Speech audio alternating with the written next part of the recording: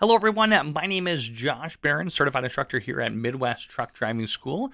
Now, today we're going to go through a practice test here. And as we go through this video, feel free to pause the video and go ahead and kind of select the answer that you would select here. But I want to go through, like I said, it's just a random test. I do not know what questions are going to be coming up here, but we're going to go through them together.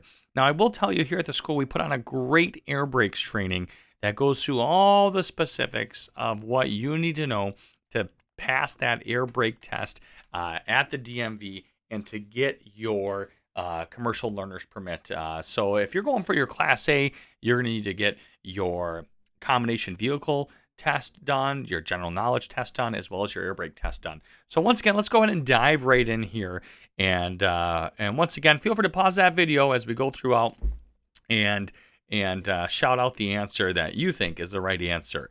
So our front wheel brakes good under all conditions. So the answer is yes. They are good under all conditions, and you want to keep them on the normal setting. Now, what they're referring to in this question is the front brake limiting valve.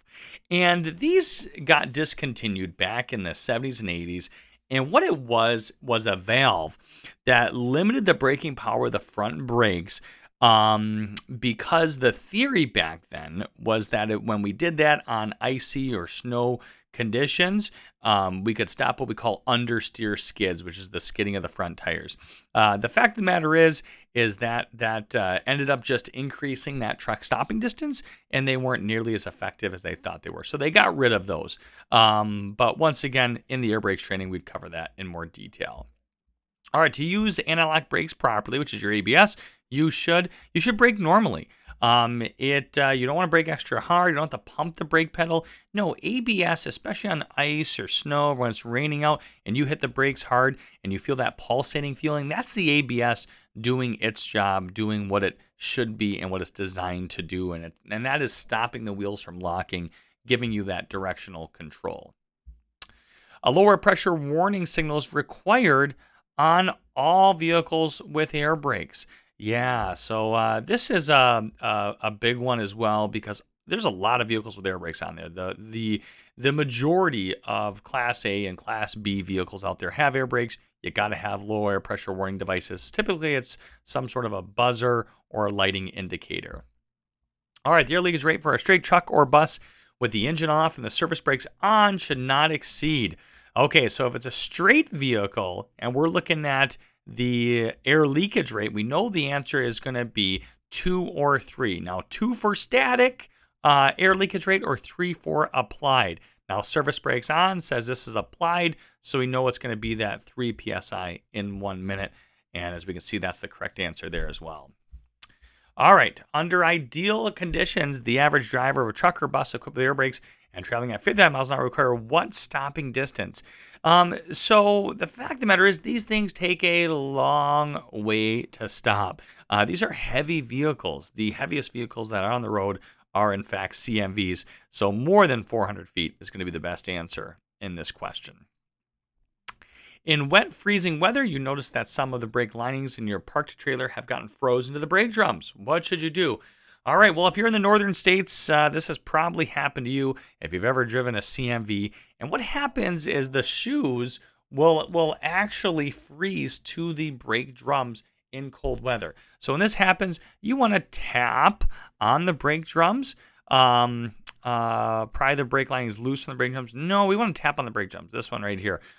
Because by tapping on the brake drums, that's going to get those pads to loosen up and allow you to release your parking brakes on your tractor and trailer.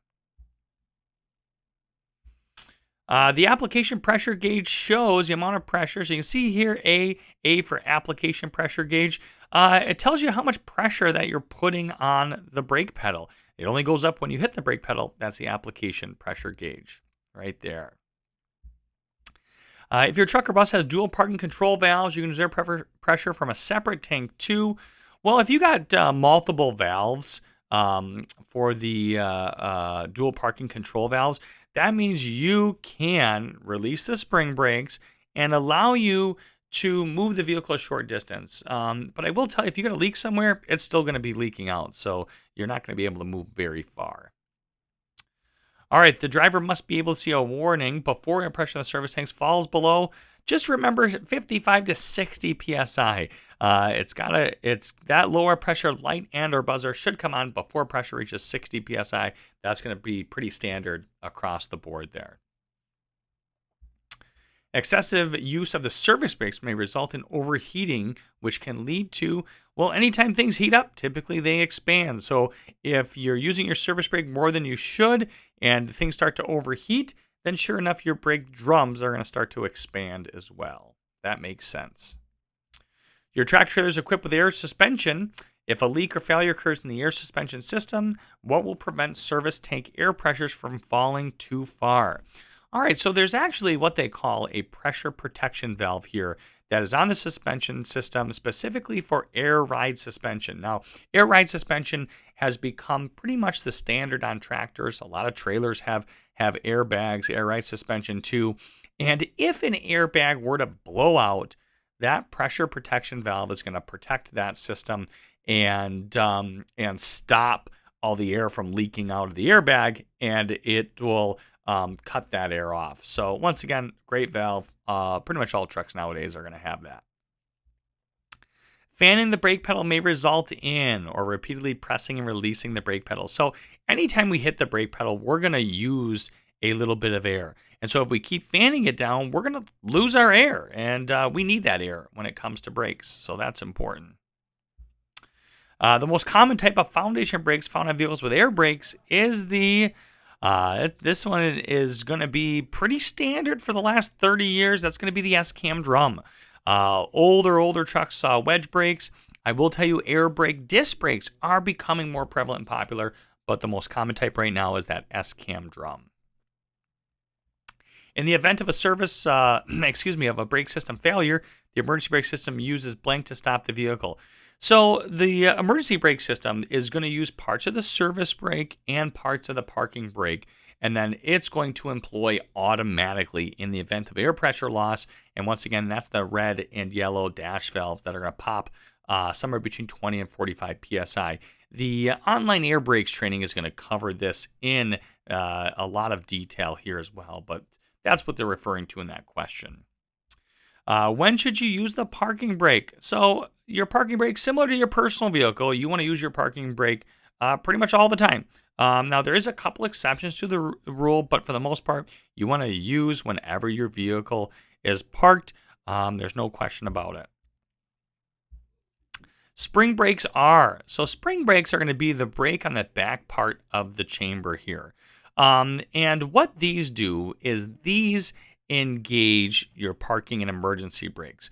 So here we are, not going to take full effect until pressure drops to a certain range. Yeah, so those valves are going to pop somewhere between 25. These are going to fully engage somewhere between 20 and 30. They come on automatically. That's going to be also true. And they're powerful springs that are held back by air pressure while you're driving. Also true. So all the above is the best answer there. Cracks in a brake drum or brake discs must not be longer than blank the width of the friction area. Now, the friction area is relatively small, and 1/2 is going to be the answer they're looking for, which is very small. It's a very small stress crack, you could say. Not too common with brake drums or discs, but something you got to look for in your pre-trip inspection. Your vehicle has a dual brake system. One of the system loses air pressure. What will happen right away? Well, if it loses air pressure, did it lose all of its air? It's not really saying that. Now, the emergency brakes will come on eventually. They're not going to come on immediately because you got to go from 125 all the way down to 20 to 45. So let's see here. The front and rear brakes will not be fully operational. Yeah, they're not going to be fully operational because you just don't have the air there. So that's probably the best answer there.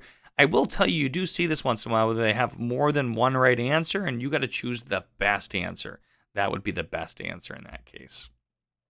In a vehicle equipped with air brakes, what does the service line do? Now, the service line corresponds with the service brake, and that's going to be the blue line going from the tractor to the trailer. And so, once again, it's going to, let's see here, carries air from the service brake, the foot brake, yes, or the trailer handbrake. That is true, and it's going to supply air to your brake chambers. So that's going to be the answer they're looking for there. What is the most important reason to know which parts of the air brake system exhaust air? Well, remember, every time you hit your brakes, boom, all that air gets released from the system. So if you were standing right next to it or had your head close to it, it could definitely be dangerous. Anytime you're working on this stuff, you always want to use a pair of safety glasses. How do you perform control braking? Well, control braking was one of the two main emergency braking techniques that were taught for the last 100 years prior to ABS becoming standard in 1998. So control braking is we're going to brake as hard as we can without locking the wheels. If we are going to lock the wheels, or at least it was like, then that would be emergency stab braking. Control braking is that threshold braking right at the point where the wheels are about to lock, but they're not locked. The brake pedal, what does the brake pedal do? Can be a footrest? No. Exerts force on the slide by rods and connectors. It's not really rods and connectors. It's air hoses. It's air. Is the main control in the systems or controls the air pressure? Yeah, that controls the air pressure. Harder you hit the brake pedal, the more air pressure is going to the brakes. Easy.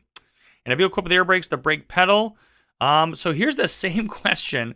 It's just worded a little bit different. And the DMV does this, where they'll throw a lot of the same questions, just worded differently to make sure you really understand what they're saying. So once again, it controls the air pressure applied to the service brakes.